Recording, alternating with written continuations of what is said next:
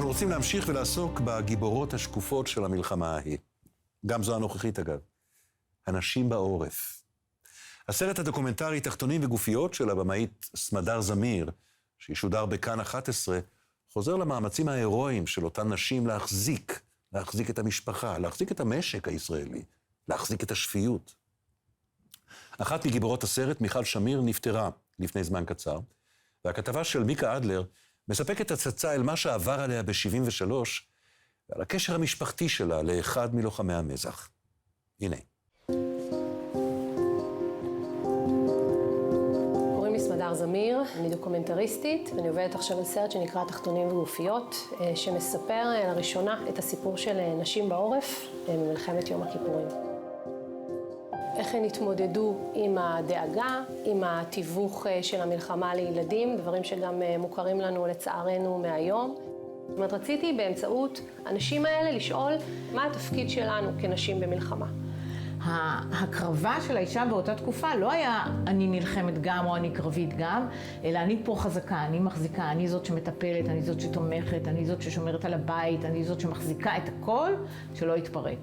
אחת מהדמויות שלי היא מיכל שמיר, שבזמן המלחמה הייתה נערה, שכמו הרבה מאוד נערות התנדבה. היא התנדבה בבית חולים, ובמחלקת כוויות בבית חולים בתל השומר.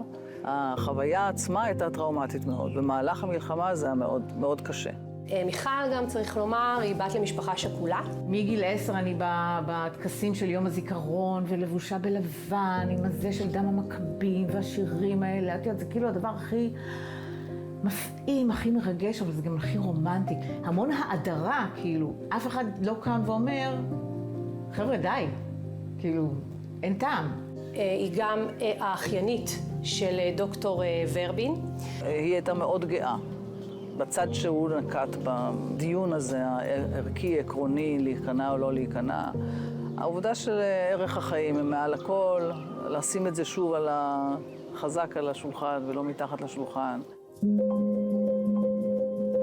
החוויה של מיכל שטיפלה בפצועים הייתה חוויה ממש מטלטלת. ולימים אני ממש מוצאת את זה בתוך האומנות שלה. הרבה מהעבודות שלה תמיד התעסקו בפער הזה ובחיבור הזה בין היופי לכיעור, בין המוות לחיים, בין העדין ללא עדין. יש לה עבודה שנקראת פצע, ובעבודה הזאת בעצם היא לוקחת סוכריות גומי, ומייצרת איתן איזשהו מודל של הפצע של ישו, פצע שמדבר על הקרבה, פצע שמדבר על הקורבן האולטימטיבי. היא הייתה מאוד עסוקה בשאלות של הקרבה ובשאלות של התפקיד שלנו כנשים במדינה שחיה על החרב.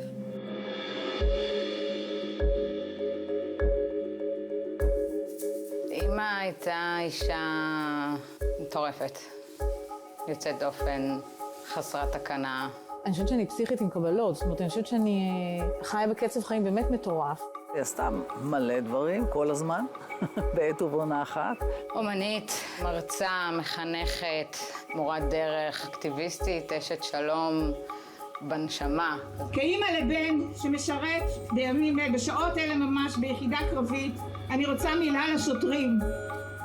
הוא בגיל שלכם, הוא שומר על המדינה. אתם שומרים על משהו לא פחות חשוב, אתם שומרים על הדמוקרטיה. זה תמיד היה מאוד נוכח, האקטיביזיות שלה והאמונה בשלום, והאמונה באדם. היא הקימה את נשים עושות שלום, היא הייתה מדריכת טיולים בסיני ודיברה ערבית על בוריה. זאת אומרת, יש לנו פה אישה שמגויסת בכל ליבה לחיים משותפים ולהבאת השלום. אמא ניהלה את הבית ספר לאומנות חברה ותרבות במכללת ספיר. להביא את האומנות לפריפריה, להוציא את האומנות מהפריפריה, זה גם היה משהו סופר חשוב לה.